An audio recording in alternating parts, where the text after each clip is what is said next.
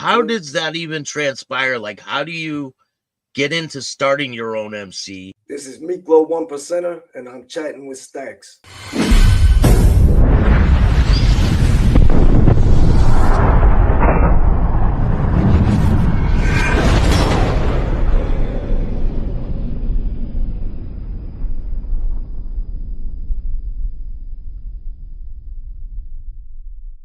Welcome to this episode of Chatting with Staxx. I'm your host, Bill Staxx, and today I got what's up, man?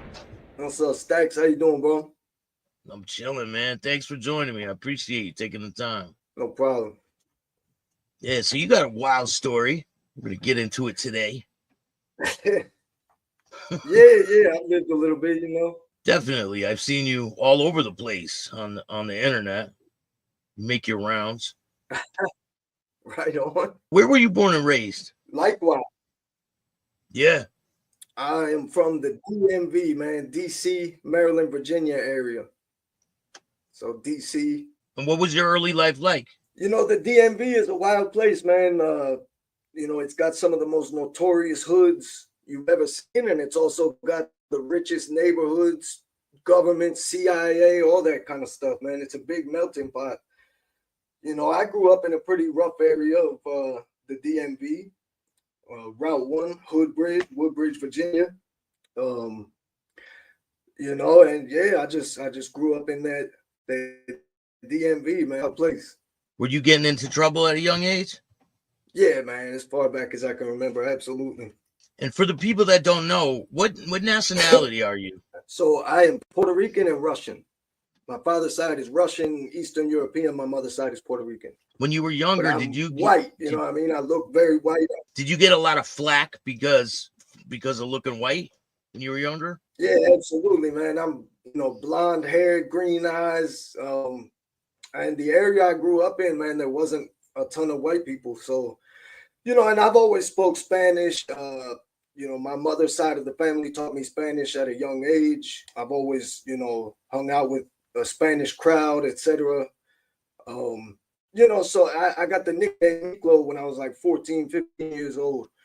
I didn't even know who Miklo was at that time. I hadn't even seen this movie, Blood In, Out. I got locked up when I was about 15 years old. Right around my 15th birthday, I got sent to a behavior modification program in Utah. And I was there from 15 to 18. Right when I got out there, some cats from a hood in California, they said, "Man, you're the real Miklo." You know what I mean? That's who it was at the time, but they were like, "You're real life Miklo, man. Now you're speaking Spanish, white, blonde hair and shit." Damn, so they sent you out there yeah, I got down Utah? with what was Utah like? Yeah, man. It's a wild place, man. It's those they call them behavior modification programs.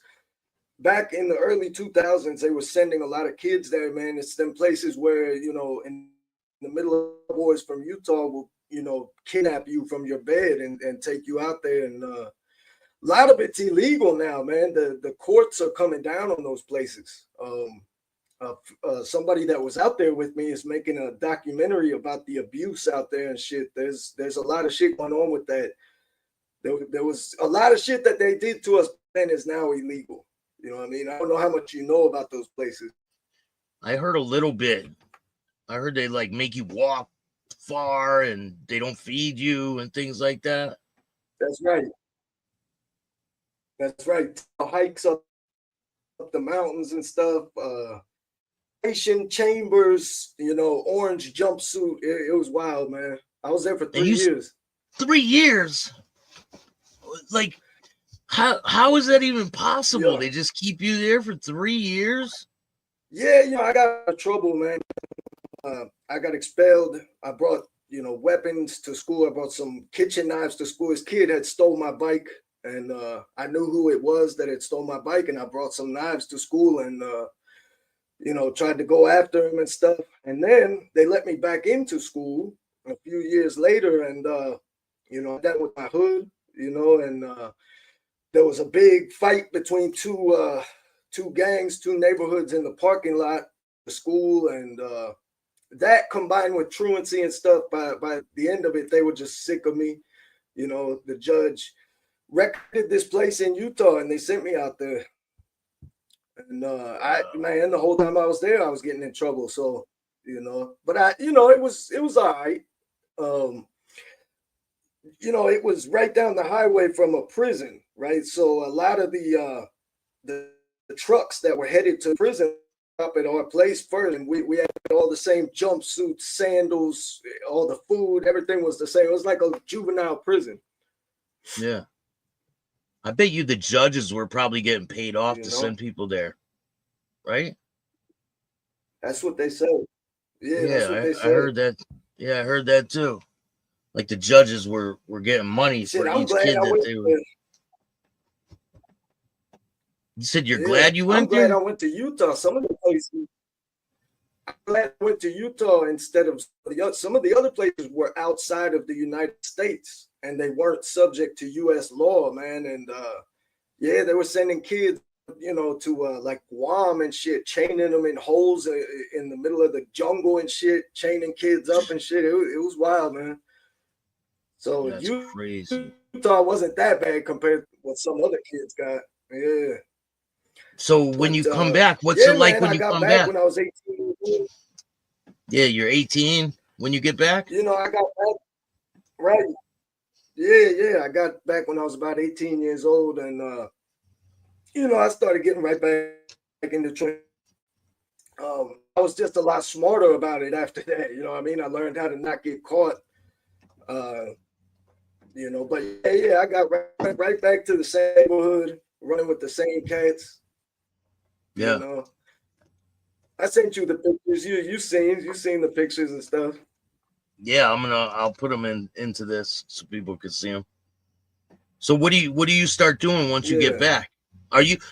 By this time, are you involved into motorcycles at all? So, I've always ridden bikes and stuff. I hadn't gotten into clubs yet. I was running around with my neighborhood.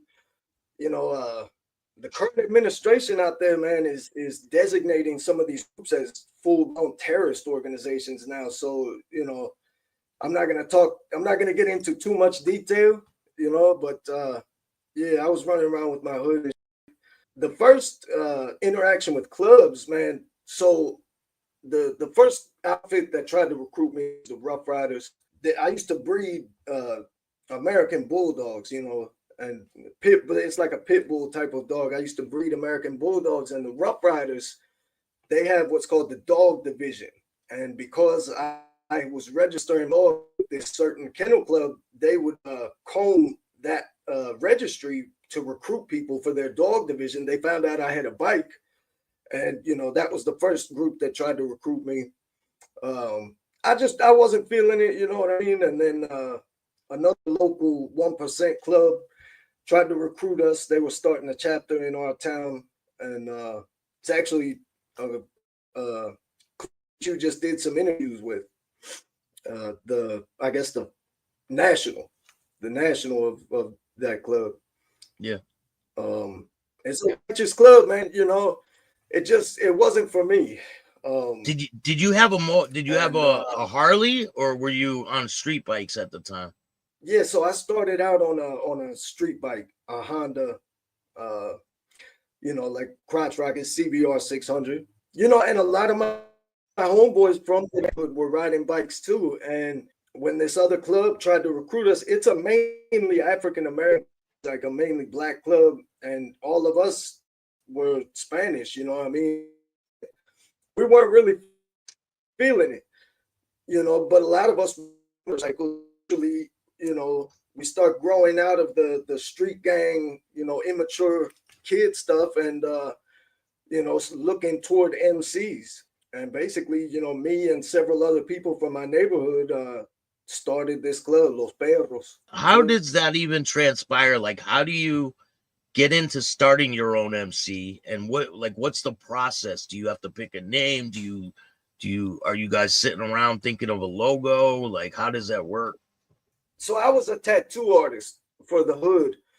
I had a tattoo gun, and I did what's called scratching, which is tattooing from home. And I had it up everybody in my neighborhood. And the whole dog thing, pit bulls and everything, it was kind of a running theme for our hood. All of us had pit bull tattoos. We had pit bulls. I was breeding American bulldogs at the time.